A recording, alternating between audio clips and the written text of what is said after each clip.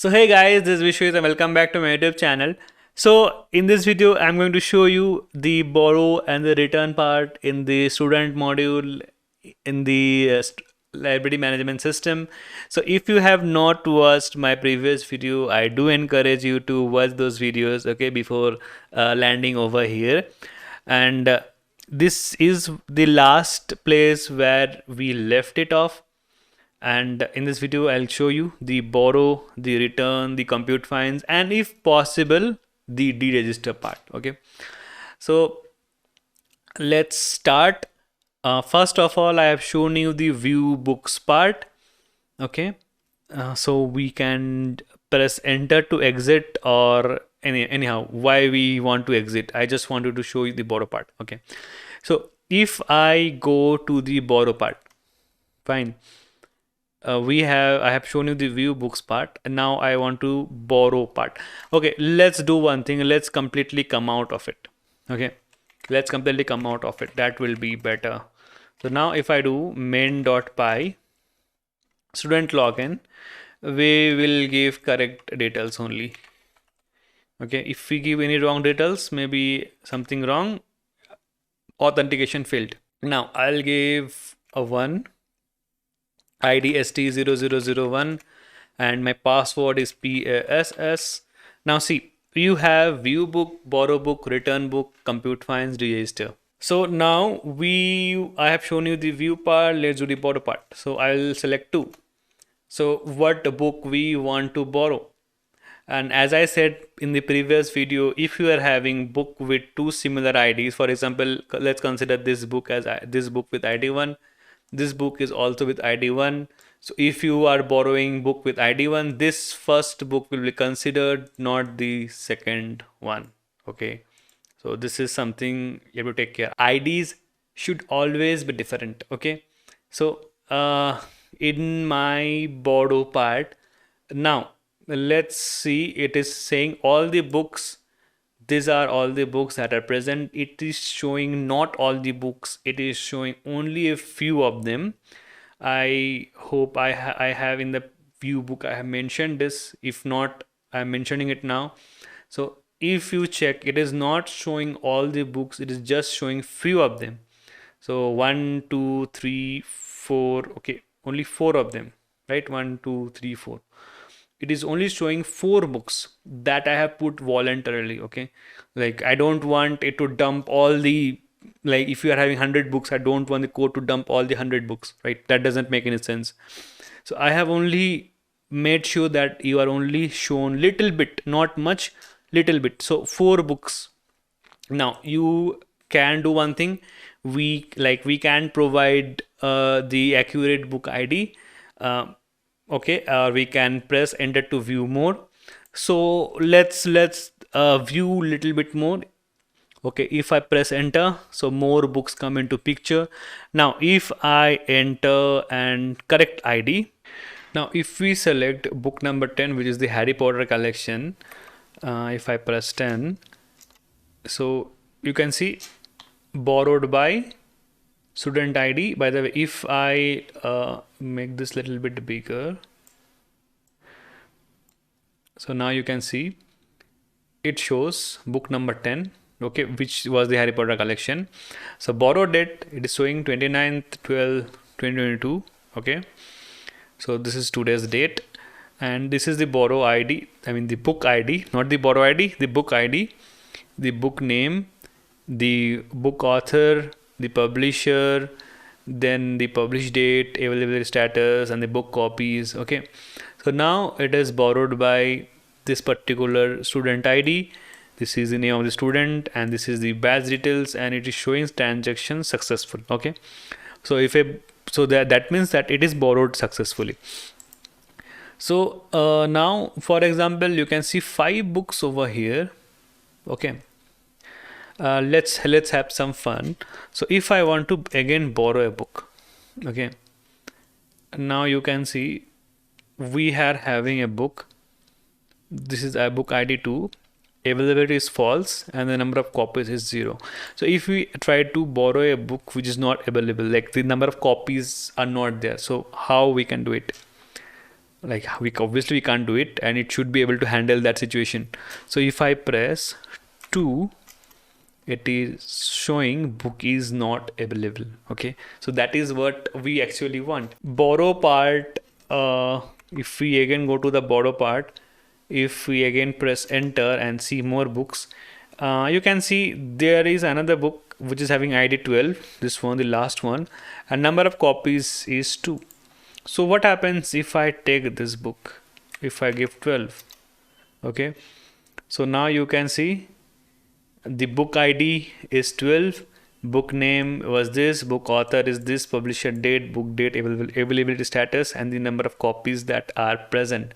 So since we took the second, like we took one of the copies, the number of copies is also updated to 1, and it is published and it is borrowed by us.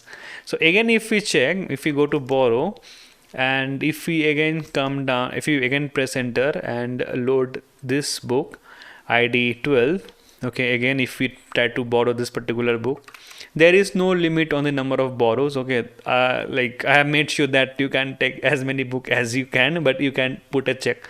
I have not put any check. In most schools and colleges, they don't allow more than, I think, 1 book or 2 book. So anyways, you can put that check. So if I again try to borrow this book, see now what happened, I was able to borrow this book again, and you can borrow one particular book any number of, like, more number of times. So see, I have borrowed this particular book, the book name, author name, publisher, published date, availability status is false. This is what I wanted to show you. So number of copies became 0 and the availability status became false. Okay, so the system maintains the copies that it gives you and that is it has. Okay, so now it doesn't have any copy for this particular book because it is taken by you. Now how the computer knows that it is taken by you, that also I will show you. So this is the borrow part. The borrow part works like without any issue. And if I again go to the borrow part, if I don't borrow any book, you can just press enter, enter and enter, and see, you can come out and it will say that no book is selected. Okay, so if you don't need to, if you don't want to select a book, you just press enter, enter and you can come out. So if you don't select a book, obviously there should be something, it says that okay, no book is selected. Okay, so you have not selected any book. And now currently if I want to return, now see, if I just press 3, okay, now these are the books borrowed. Now these are the books borrowed by the user who logged in. Okay, if anyone else is logging in, he will have a different list of books. Okay, this is our book that I borrowed, like with my username I borrowed. So you can see we borrowed book 10, book ID 10, the Harry Potter collection. We borrowed the Hitchhiker Guide. We borrowed the Ultimate Hitchhiker Guide. Okay, so now you can see it is showing the available copies that are present. So currently there are no available copies. Okay, so it shows all the information. So these are the books that we have borrowed. Okay, so now if I return one of the books back, if I return book number 12, enter a valid book ID. Okay, if you don't give a valid book ID, maybe if you give 13, it will say that book return unsuccessful, check book ID. Okay, even I have handled this. So if you do return, you give a book ID, for example 12, correct book ID, valid one. So if I give enter, and now you can see this is the returned book. Okay, this is the returned book, and this is the borrow details, borrow date when you borrowed, the return date when you return, the holding period, number of days you kept that with you, and the fine which you had. Now borrow book copy, it is showing 0 because it is still not updated in the database. Okay, while it was printing, it didn't update. After this whole transaction is successful, okay, then it updates. Okay, so this is like the previous details. Okay, don't like this borrow copy is like the previously there was no copy, so it is showing 0. Okay, now when transaction is successful, this book copy will be changed. Okay, I'll show you that. So this is the returned book, and this is the transaction details, like when you borrowed, when you returned, the number of periods that you have taken, and also the fine that you have to pay. Okay, and this is returned by this particular student ID. This is the name, this is the batch, and transaction status, which is successful. Now this is how you can return a book. Okay, and you don't have to worry, for a different user there will be a different set of books. Okay, it's not like only one user can log in and one user can take books and the same books will be shown to all the users. It's nothing like that. Okay, there is a different file which handles all these things. What I mean by that is, I'll show you. For example, the borrow book is done. I have shown you the return book. Okay, so if I go out and I go to student login, there is no student present apart from my ID. Okay, I'll create a new student. I'll give the name as Puneet, maybe. I'll give the password as pass only. Then I'll give the password as pass. Okay, enter batch. I'll give the batch as ECE. Okay, electrical and communication, maybe. Okay, electrical and communication engineering, is, if I'm not wrong. Anyways, if I give enter, so Puneet ST0001 Puneet. Okay, this is like a random name that came. If I do ST0002 and if I give the password PSS, okay, we are now inside Puneet. Okay, Puneet's details. So Puneet's return books, Puneet borrowed books. What are the books he can view? Obviously, he can view all the books. What are the books he has borrowed? For example, if I go to view book, right? So if you remember, we took one book which was, if I am not wrong, I am not able to remember the book ID, the book that we returned.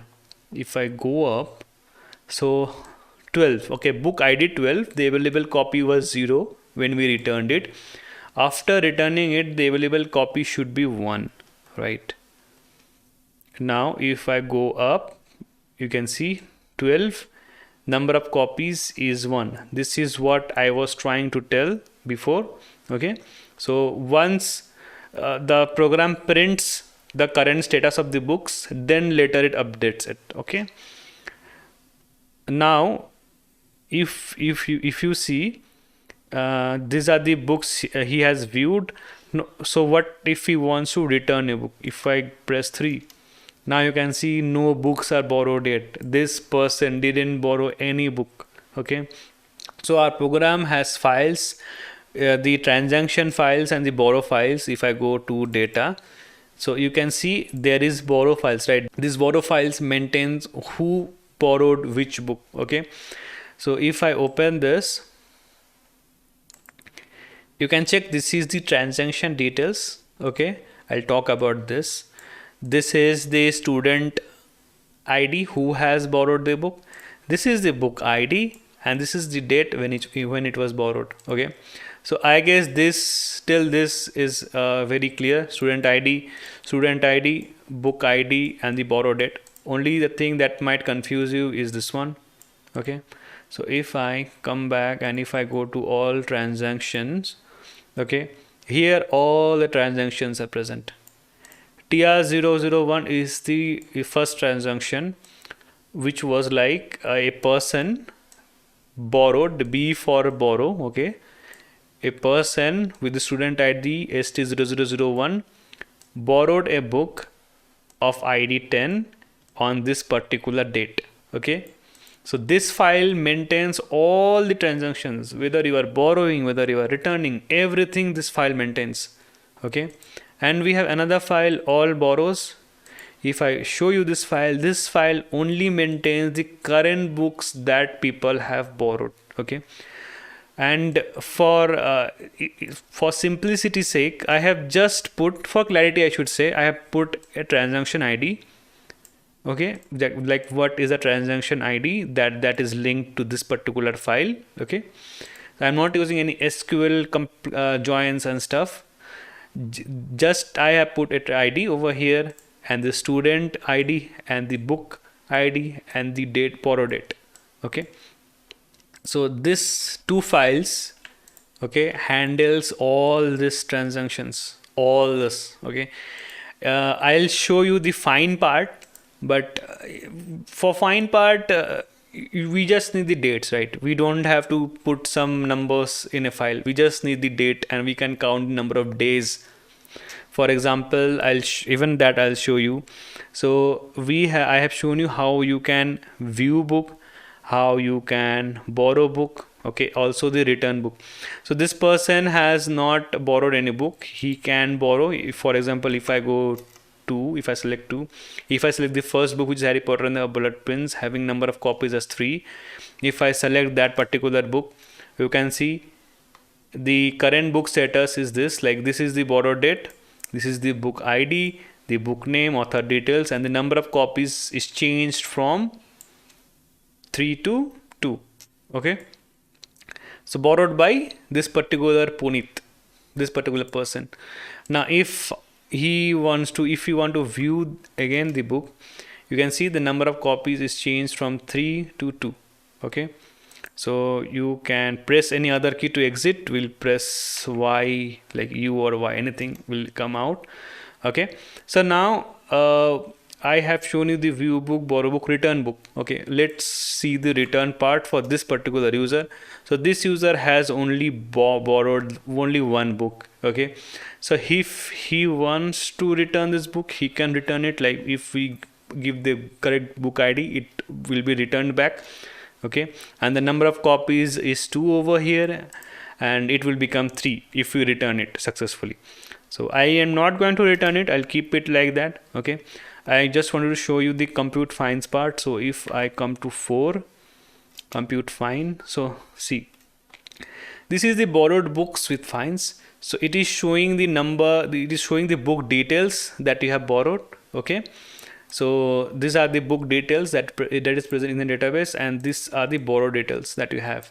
So borrow date is this, return date is this, holding period is this, fine is 0 rupees, because today only we borrowed it, and today only we are trying to check for fines. Okay, and now the fun part, compute fines is something that I have shown you. Let's try to deregister. Okay, let's try to deregister. If I press 5, okay, just remember, this particular person has borrowed one book. He doesn't have any fine, but he has borrowed one book. Okay, and he wants to deregister from the system. So if he wants to deregister, see, he pressed 5. Then what happens? He is shown the fine. Okay, total fine. Okay, all the details is being shown, and also he is being alerted that please return all the borrowed books. So this is like the funny part, I should say. So if you want to deregister, you have to take care of two things. You have to pay the fines. Okay, first of all, like, you have to pay the fines. Second of all, you have to return the books. I don't know which one should come first, but anyhow, these two things you have to take care. You have to return the book. Definitely you have to return the book. Okay, and you have to pay the fines. Okay, this is like the proper flow. First return the book and pay the fines. Okay, you can't have any of them. You can't keep the book, and you can't keep the book. Okay, and you have to clear your fines, then only you can deregister, else you can't deregister. Okay, return your book, pay your fines, and then only you can deregister. So how I can deregister this particular person?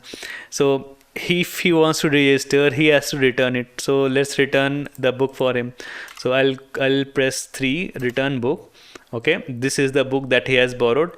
Enter the valid book ID. I'll give a valid book ID, which is 2.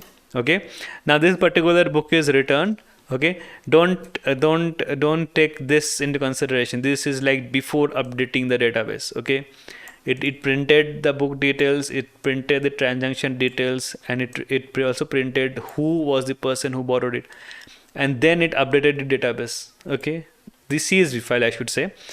And this is how This is how it works. Now, see, if I go to return again, so there are no books he has borrowed, and obviously, if there are no books, there is no question of fines. So now, if he wants to deregister, it is saying that alert is alerting that no books are borrowed yet. Okay, so that is like a green signal, and the alert, it is saying that do you want to deregister yourself? Okay, so if you say no, you can say no. Okay, you can say no, let's say no, and you won't be deregistered. But if you deregister yourself, okay, he will be moved to the, I should say, you would be thrown to the home page. Okay, because this user doesn't exist, right? This user doesn't exist. So now you are thrown in the home directory. Okay, so now we have, I think we had two users. We removed one particular user and only one user is remaining. And I hope I have shown you all the things that I wanted to show you. I hope there is nothing pending. So if I again go inside, okay, I gave wrong user ID, authentication failed. Yes, it should say that ST0001. And if I give pass, now these are the options that I have now. If I want to deregister, obviously I can't, because there I have taken two books. Okay, book ID with 10, book ID with 12. Okay, so obviously I can't deregister, and I don't have any fines. Fine is 0 for me. Like, it is calculating fine for each of the book. Like, fine is 0 for this particular book, fine is 0 for this particular book, and the total fine that I need to pay. And it's saying please return the borrowed books. Okay, so unless and until you return the books or you pay the fines, you can't deregister. So this is what I wanted to show you when we don't have much data with us. Okay, like even we had the book details. Okay, we had the book details. I just wanted to show you the fine part. I'll show you that in the next video. I will load all my data that I used. Okay, I'll copy all this data and I'll paste it over here, and I will show you that when we have more number of data, when we have some fines in our plate, what the situation, the scenario is. Okay, and maybe we can stop the video over here. And if you found this video helpful, do press that like button and stay tuned in the channel, because in the next video I'll be talking about the fines. I'll show you how much the fines could be, how it is calculated. Maybe calculation part we can show it in a different video where I'll show you the code part. Okay, and regarding the code, I'll tell you one thing. The code is already documented, right? So I have not shown you the code. I'll show you the code in the next videos. The code is documented, so you should not be having much issue with that. And we can close this part. Okay, we can close this part and we can come back over here, and in the next video I'll show you the fine part, and maybe if time permits I'll show you the code part. So that's it for this video. I'll see you in an awesome upcoming video.